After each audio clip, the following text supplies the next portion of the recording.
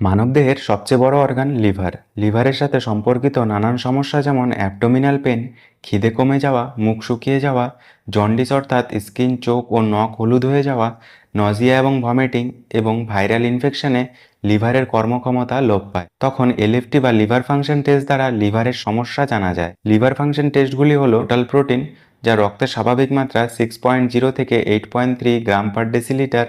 albumin 3.5 থেকে 5.5 গ্রাম per decilitre, globulin 2.0 থেকে 3.5 গ্রাম per decilitre, total bilirubin 0.3 থেকে